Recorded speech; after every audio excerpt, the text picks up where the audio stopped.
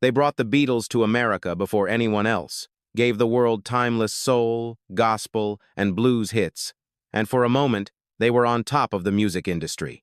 But somehow, Vee-Jay Records vanished from the spotlight, buried under lawsuits, scandals, and the weight of history. How does a black-owned label from Gary, Indiana, founded with nothing but passion and grit, rise to challenge giants like Capitol and Motown, only to fall into silence?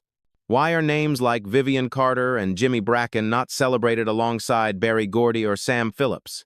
This is the untold saga of ambition, betrayal, and legacy. Let's get into the story of Vee-Jay Records right now. When you think of music powerhouses, cities like New York, Los Angeles, or Detroit might come to mind. But the story of Vee-Jay Records begins in Gary, Indiana, a steel town that was rough, gritty, and full of working-class families trying to carve out better lives. This was no glamorous music hub. It was a place where smoke rose from factories, where neighborhoods were tight-knit, and where the radio became a lifeline connecting ordinary people to extraordinary sounds. Out of this unlikely setting came two visionaries who would change American music forever: Vivian Carter and Jimmy Bracken. Vivian Carter grew up in Gary with a love for music that couldn't be contained. She was the kind of young woman who always had a record spinning, always searching for voices that felt like they came straight from the soul. In an era when women, especially black women, were expected to stay in the background, Vivian refused to be silent. She was determined to carve out her own lane in entertainment.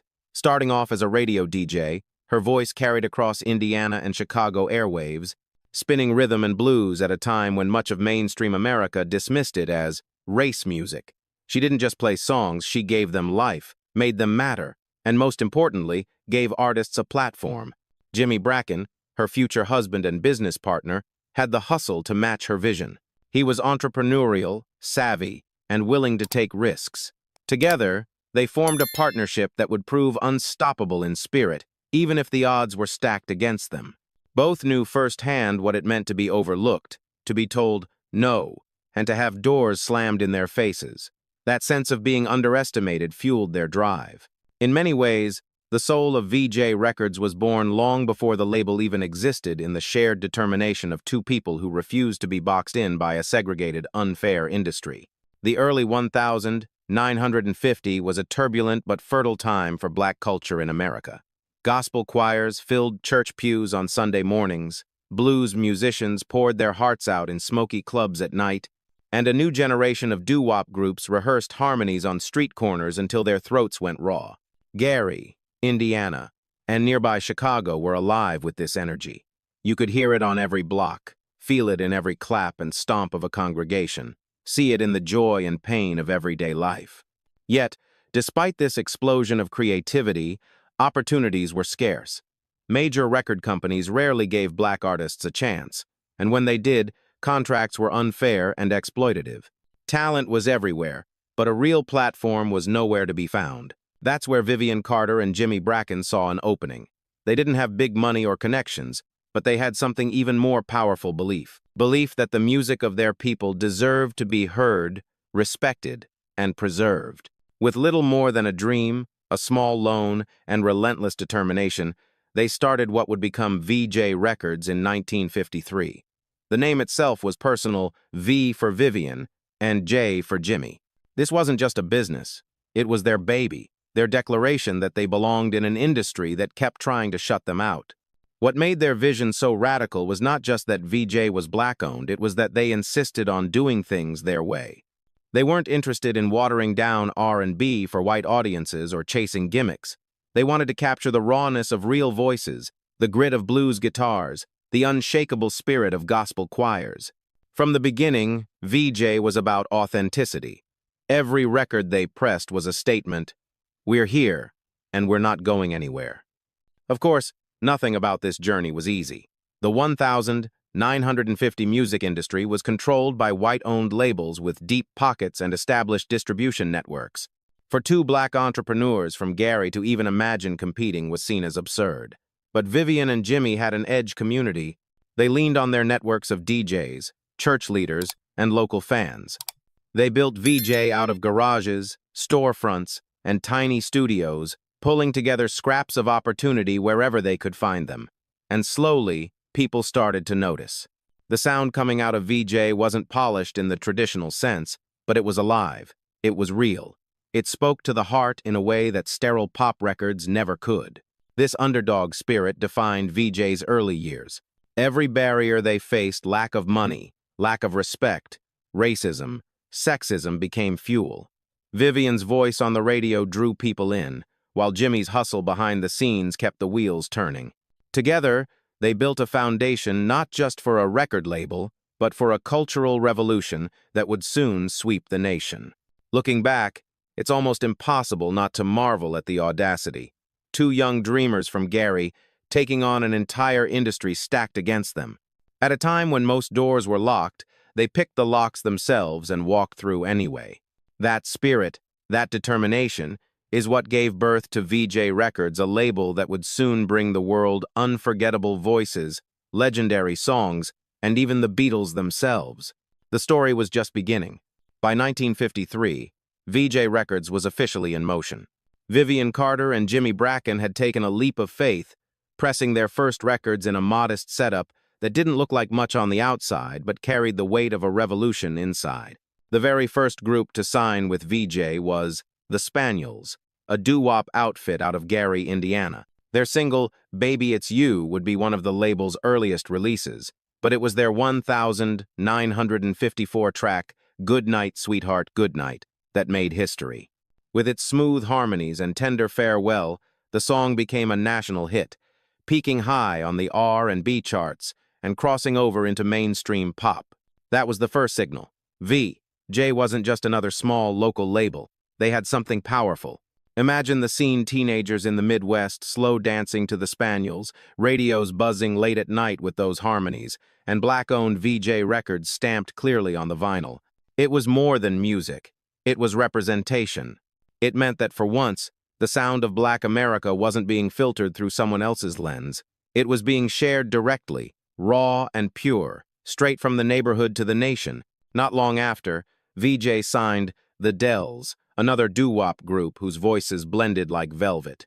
Their 1,956-track Oh What a Night would go on to become a standard, loved for generations. The Dells embodied what Vee-Jay stood for: heartfelt storytelling, tight harmonies, and authenticity. These were not cookie-cutter acts molded by executives. They were young men from the community, singing their truth and finding an audience that couldn't get enough. These early successes gave Vee-Jay momentum, but they also revealed something important about the label's identity. Unlike other independents that focused on a narrow lane, Vee-Jay cast a wide net. They weren't interested in just being the doo-wop label or the blues label. They wanted it all: doo-wop, R&B, blues, jazz, gospel. If the music had soul, Vee-Jay wanted to capture it. That openness became a secret weapon. It allowed them to build a roster that reflected the full spectrum of black music, giving fans a one-stop shop for the sounds that defined their lives. But in those early years, the odds were still daunting. Distribution was limited, budgets were tight, and bigger labels often swooped in to snatch talent once an artist got hot. Yet Vivian Carter's radio connections kept Vee-Jay alive. Her ability to get their records spun on influential stations gave the label a fighting chance.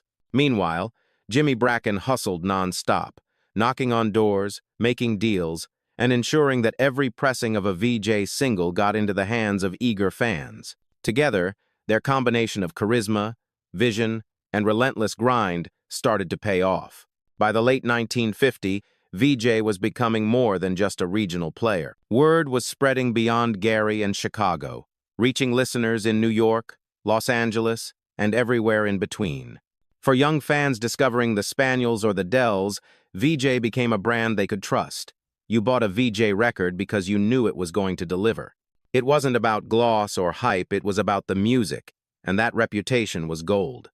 The beauty of this rise was in how personal it felt. Fans didn't just love the songs, they loved the fact that this label, run by two black entrepreneurs in a time of deep segregation, was making waves against all odds. Every charting single was like a victory for the community. Every radio play was proof that talent could break barriers.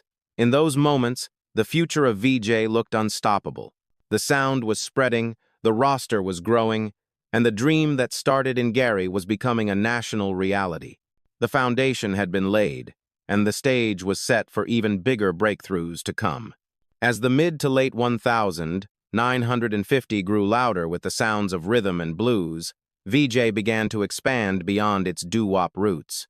What made them different from almost every other independent label at the time was their refusal to stay in one lane. While others specialized, Vee-Jay embraced variety. If the music had soul, they wanted it. And that philosophy brought them some of the most memorable acts in blues, jazz, and gospel. Jimmy Reed was one of the first bluesmen to truly put Vee-Jay on the national map. His laid-back, hypnotic style, marked by a simple guitar riff and a harmonica that felt like it was talking to you, became a trademark of the label. Songs like Big Boss Man and Bright Lights, Big City didn't just chart, they defined the electric blues sound of the era. Reed's music spoke to everyday struggles, drinking, working, and trying to get by, and it resonated far beyond the black community. White audiences, too, fell under his spell, which helped Vee-Jay Records reach jukeboxes in bars and clubs across America.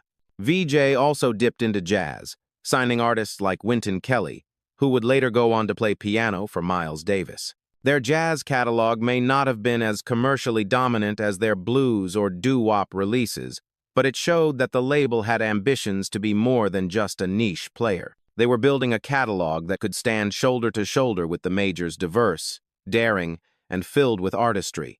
Then there was gospel.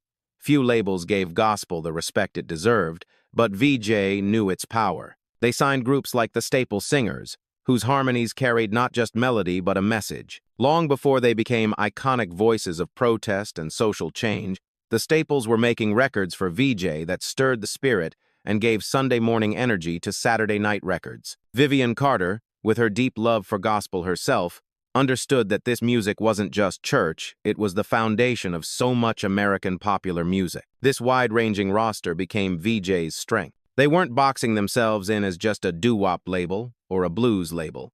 They were showing the world that black music had depth, variety, and sophistication.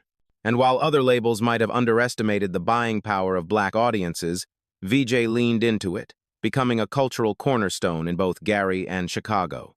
By the late 1950s, their records were charting consistently. Their name was recognized in cities far beyond the Midwest, and their artists were touring nationally.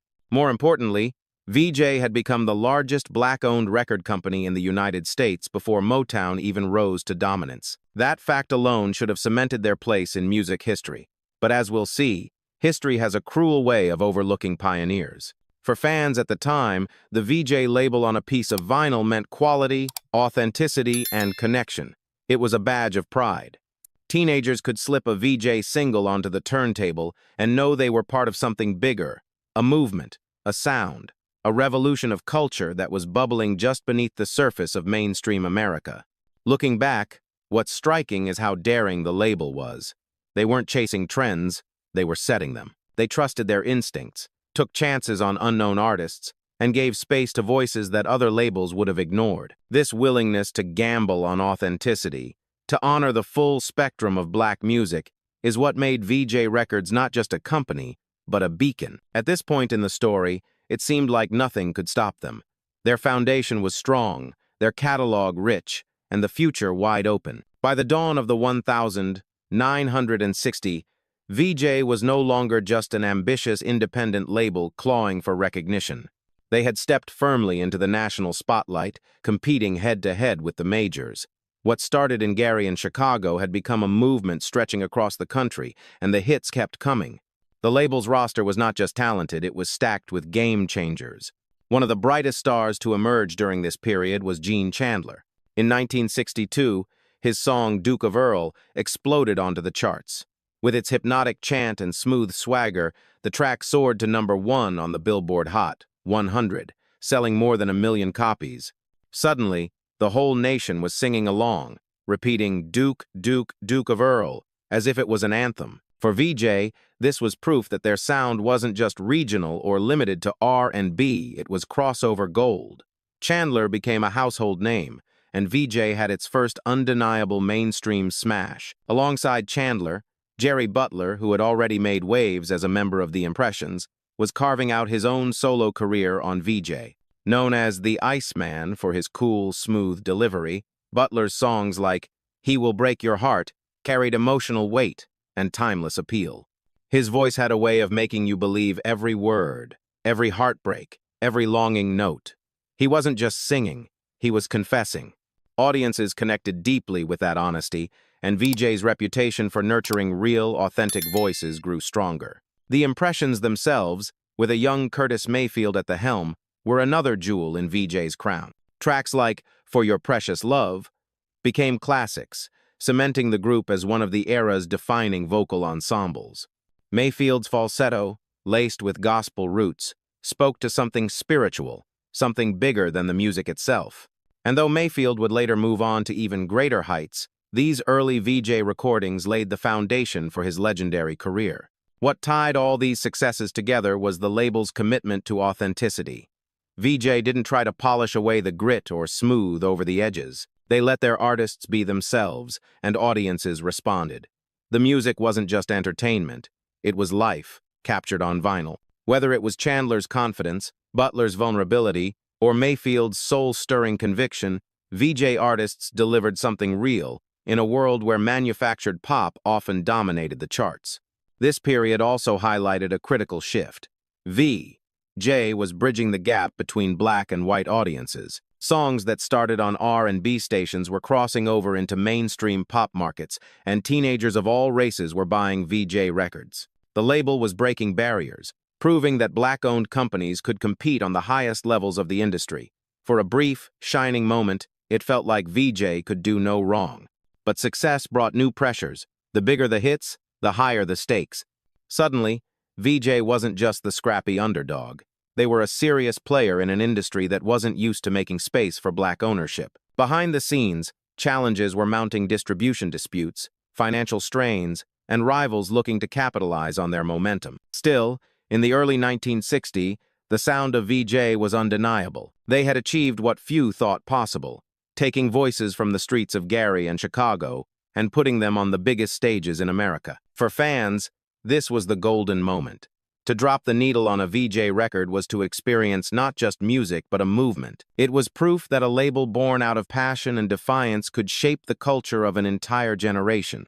And while the road ahead would bring storms, in this chapter, the sun was shining and Vee-Jay was basking in the glow of triumph. If Gene Chandler and Jerry Butler proved that Vee-Jay could produce hits, the next chapter showed they could shake the entire foundation of popular music. In the early 1960s, two names would enter their roster that forever changed the label's legacy: the Four Seasons and, most astonishingly, the Beatles. Let's start with the Four Seasons.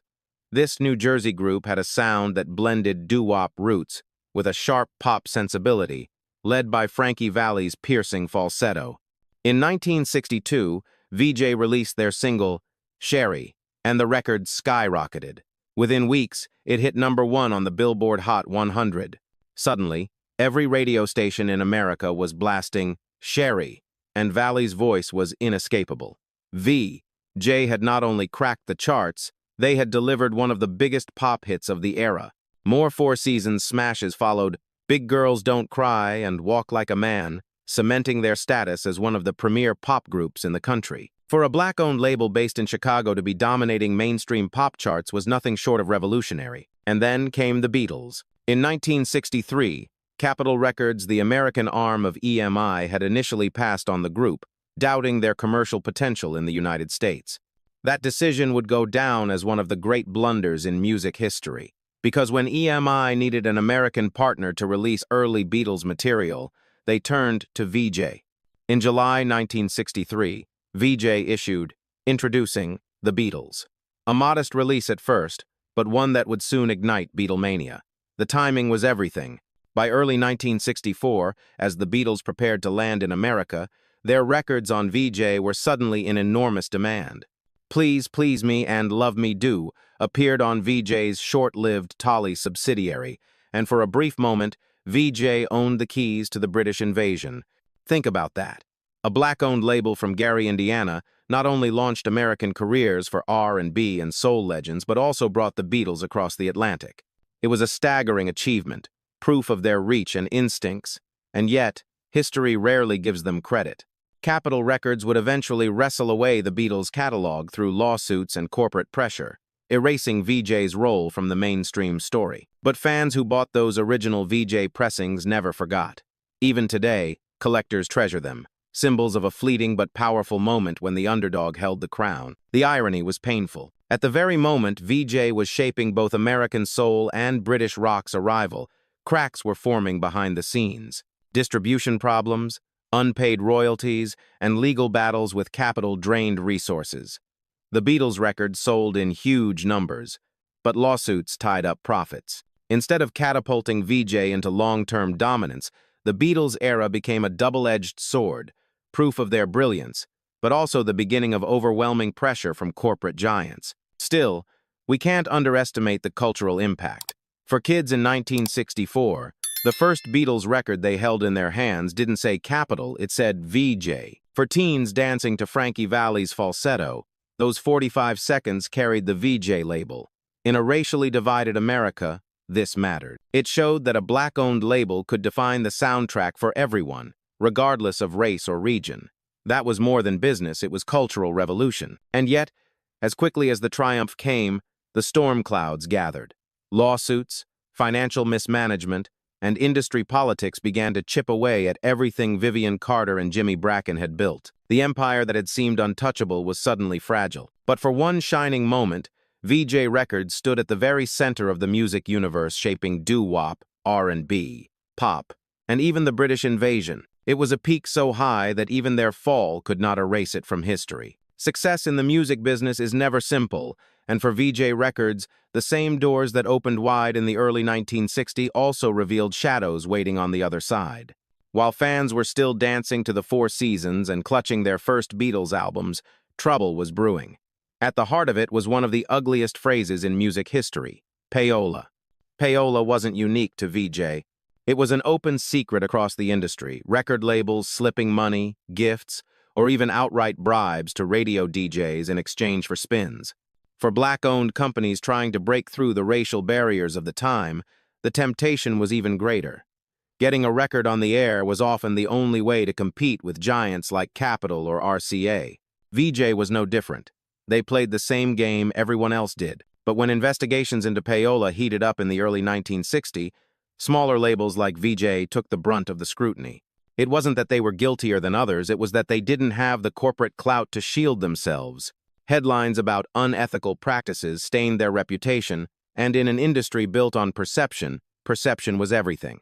At the same time, the label was entangled in a bitter legal war with Capitol Records over the Beatles.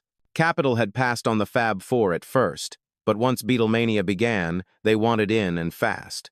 Vee-Jay, who had legally secured the rights to release those early tracks, suddenly found themselves in a David versus Goliath battle. Capitol had money, lawyers, and industry influence. Vee-Jay had a contract, but contracts don't mean much when you're fighting a corporate giant with endless resources. Lawsuits flew back and forth. For every copy of Introducing the Beatles sold, another round of litigation drained the profits. Fans might have been buying the records in droves, but inside Vee-Jay's offices, the victories felt hollow. Money that should have gone to artists, marketing, or future projects was instead tied up in legal fees. The payola investigations and the Capitol lawsuits created a perfect storm. Radio programmers grew skittish about Vee-Jay Records, unsure whether playing them would draw unwanted attention. Distributors hesitated, worried about contracts being voided in the courts. For a label that had thrived on momentum and hustle, the brakes were suddenly slammed. Worse yet, the negative press fed into stereotypes about black-owned businesses being unstable or untrustworthy, a narrative that critics were all too eager to spread. In reality, Vee-Jay was doing what nearly every label did, but without the luxury of a safety net. Behind the scenes, Vivian Carter and Jimmy Bracken felt the walls closing in. They had built an empire through grit and vision, only to see it threatened by forces bigger than themselves. The irony was cruel.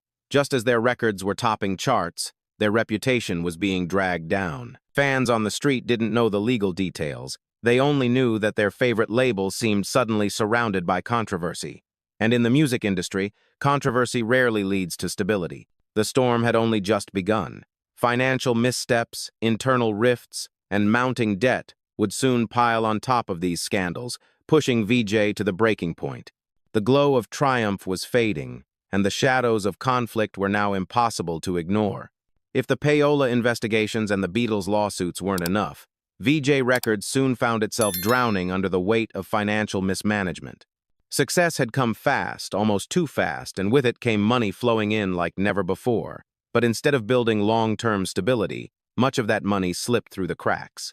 Some of it went to lawyers fighting endless court battles, some to lavish spending, and some simply vanished in the chaos of poor accounting. The infrastructure of a major label was never built. Vee-Jay was still operating with the hustle of a small independent company, but they were now playing in the big leagues, and the cracks showed. Leadership became another source of strain. Vivian Carter and Jimmy Bracken, the heart of the company, were visionaries but not trained executives. Their passion had built the empire, but passion alone couldn't manage contracts, royalties, and distribution on a national scale. They trusted people who didn't always have the label's best interest at heart. Miscommunication turned into disagreements, and disagreements hardened into divisions. The very unity that had driven Vee-Jay in its early years was breaking down at the worst possible time. Meanwhile, rivals were circling. Motown, led by Berry Gordy in Detroit, was surging with a polished brand of soul that appealed across racial lines and carried a more corporate structure. Stax in Memphis was also finding its groove. While Vee-Jay had opened doors, others were walking through them with sharper business models. It was a cruel twist. The pioneers often get remembered less than those who perfected the system later. By the mid-1960s, debts piled high. Distributors who once lined up to carry Vee-Jay Records now hesitated, unsure if the label could deliver. Artists, frustrated over late royalty payments, began leaving for more stable companies. Even the Four Seasons, who had brought Vee-Jay enormous success, moved on. Each departure was a dagger to the label's identity, stripping away the very stars who had defined its golden era. For the fans who loved the music, it was heartbreaking. Imagine walking into a record store and realizing that the label that gave you Gene Chandler, Jerry Butler, Jimmy Reed, The Impressions, The Four Seasons, and even the Beatles was now struggling just to stay afloat. The same logo that once symbolized pride and authenticity was fading from shelves. And because the mainstream press rarely gave credit to black-owned businesses in the first place, Vee-Jay's downfall didn't even make the headlines it deserved. It was as if they disappeared quietly, their story swept under the rug while others took the spotlight. Vivian Carter, the woman whose voice had once introduced R&B to countless listeners, returned to radio in later years, still dedicated to music but far removed from the empire she helped build. Jimmy Bracken continued hustling, but the glory days were gone. Vee-Jay filed for bankruptcy in 1966, just over a decade after it began. From meteoric rise to tragic fall, the speed of the collapse was dizzying. For a label that had once held the Beatles and the Four Seasons, that had been the largest black-owned record company in America, the fall felt unjust. It wasn't just business mistakes, it was the weight of an industry stacked against them. The empire built on grit and vision was gone, and all that remained were the records, the memories, and the haunting question: how could something so powerful slip away so fast? When a record label closes its doors, the assumption is often that its story ends there. But with Vee-Jay Records, the opposite is true. Though the company collapsed in 1966, its music never stopped spinning. In fact, for many fans, the sound of Vee-Jay only grew more legendary as the years passed. That's because Vee-Jay wasn't just a business, it was a sonic experience, a fingerprint etched into vinyl that still resonates today. Ask any record collector about Vee-Jay, and one of the first things they'll mention is sound quality. Unlike some labels that cut corners with cheaper pressing materials, Vee-Jay often used sturdy metal masters and high standards in their recording process. The result was records that played with remarkable clarity, even decades later. Fans have described putting on a Vee-Jay 45 and feeling like the band was right there in the room with them. Songs like Jimmy Reed's Big Boss Man or the Spaniels' Goodnight Sweetheart Goodnight still carry that raw, intimate punch. Even casual listeners who stumble across old Vee-Jay vinyl at garage sales are often surprised at how alive the music feels. This reputation has fueled a thriving collector culture. Original Vee-Jay pressings, especially the Beatles records, are prized artifacts. Introducing. The Beatles has been counterfeited countless times, but genuine copies remain holy grails for vinyl enthusiasts. The Tolly and Oldies subsidiary releases are also coveted, reminders of a time when Vee-Jay briefly controlled the keys to Beatlemania. For R&B fans, owning a Vee-Jay single from Gene Chandler or Jerry Butler is like holding a piece of history that refuses to fade. Each record tells a story not just of the artist, but of a label that dared to dream big. The legacy also lives on in reissues and box sets. Companies like Charlie Records in the UK have released massive compilations of Vee-Jay material, giving modern audiences a chance to rediscover just how deep the catalog goes. These collections reveal the label's versatility, spanning blues, jazz, gospel, doo-wop, and early soul. Listening to them today is like opening a time capsule, an entire era of American music preserved by a label that, for too long, was overshadowed in the history books. What makes Vee-Jay's legacy even more powerful is the connection fans feel across generations. In YouTube comments, people still share stories of dancing to Vee-Jay hits at roller rinks, hearing their parents play those records in the living room, or digging through crates to find a copy decades later. Some are from Gary, Indiana, proud that their hometown birthed a label that shook the music world. Others are simply young listeners discovering the catalog online, amazed that they'd never been taught about Vee-Jay in school or mainstream media. That sense of rediscovery is part of the magic, the idea that this history is hidden in plain sight, waiting to inspire a new generation. In the end, the sound of Vee-Jay never disappeared. It lingers in collectors' crates, on streaming platforms, and in the hearts of fans who refuse to let it die. The company may have folded, but the music is eternal. And every time someone drops the needle on a Vee-Jay record, they are keeping that legacy alive. The story of Vee-Jay Records didn't end with bankruptcy papers in 1966. Its true legacy stretches far beyond its short lifespan, echoing through Motown, Stax, reggae's rise in Jamaica, and even the way independent labels operate today. What Vivian Carter and Jimmy Bracken built was not just a record company, it was a blueprint. Consider Motown. Berry Gordy launched his label in Detroit just a few years after Vee-Jay was already charting with doo-wop groups, blues singers, and gospel acts. Gordy perfected the business model with a slicker, more polished sound and a structured artist development system. But Vee-Jay had shown it could be done first. A black-owned company competing at the highest level of American music. Without Vee-Jay proving that black entrepreneurs could break national charts, Motown's rise might have faced even greater resistance. In many ways, Vee-Jay cracked the door open, and Motown walked through it with force. Then there was Stax in Memphis, which leaned into gritty Southern soul. The lesson they carried forward from Vee-Jay was simple: authenticity sells. Vee-Jay let Gene Chandler be Gene Chandler, Jimmy Reed be Jimmy Reed, and the staple singers channel their gospel roots without compromise. That same ethos powered Stax to cultivate Otis Redding, Booker T, and the MGs, and others who defined a rawer side of soul. The confidence to stay true to an artist's identity rather than reshaping them to fit a mold was part of the Vee-Jay DNA that lived on. Surprisingly, the influence of Vee-Jay even reached outside America. In Jamaica, Clement Coxsone was building Studio One, widely considered the Motown of reggae. Like Vee-Jay, Studio One was an independent black-owned label that gave local talent a platform and reshaped global music. Fans today often draw parallels between the two. Both showed how marginalized communities could create empires from scratch, changing the sound of popular culture in the process. The ripple effect is undeniable. Vee-Jay was part of a global shift in how music was produced, distributed, and consumed. Culturally, Vee-Jay's story continues to inspire. For black entrepreneurs, it remains a powerful example of resilience. For musicians, it's a reminder that authenticity can resonate louder than industry formulas. And for fans, it's proof that history is often more complex than the glossy narratives we're taught. When you peel back the layers, you realize that Vee-Jay was just as crucial to the fabric of American music as Capitol, RCA, or Motown, if not more so. In recent decades, the rediscovery of Vee-Jay's catalog has brought long overdue recognition. Documentaries, box sets, and articles have highlighted the label's groundbreaking role. Collectors trade stories about finding rare Vee-Jay pressings in dusty crates, and music historians place the company where it belongs in the conversation about the most important labels in American history. Fans in YouTube comment sections openly dream of seeing the Vee-Jay Records story turned into a film.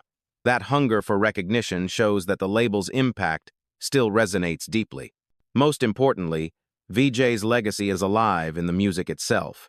Whether it's the harmonies of the Spaniels, the soul of Jerry Butler, the blues grit of Jimmy Reed, or the gospel fire of the staple singers, the sound continues to speak across generations. And let's not forget the Beatles' American journey started on Vee-Jay vinyl.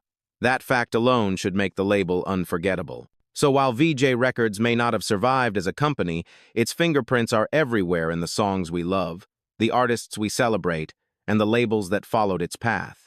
Vivian Carter and Jimmy Bracken didn't just make records, they made history.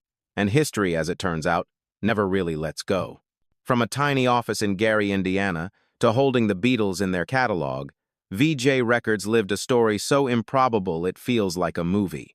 They were the first black-owned label to break nationally, the company that gave us the Spaniels, the Dells, Gene Chandler, Jerry Butler, the Staple Singers, Jimmy Reed, the Four Seasons, and yes, even the Beatles.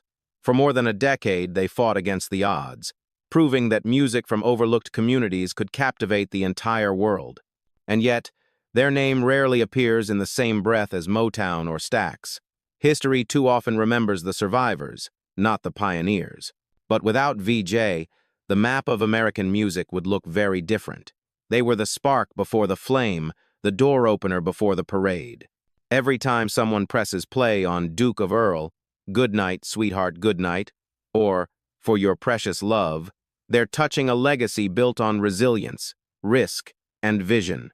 The fall of Vee-Jay was heartbreaking, but its disappearance doesn't erase its power. If anything, it makes the story more poignant. They had the world in their hands only to watch it slip away through lawsuits, debts, and the merciless grip of an industry stacked against them. But the records remain, the influence remains, and the echoes of their daring still shape the sounds we love today. So here's the question. If Hollywood were to finally make a film about Vee-Jay, who would you cast as Vivian Carter? And do you believe this label deserves to stand shoulder to shoulder with Motown and Stax in our cultural memory? Because no matter what the history books say, one truth is undeniable.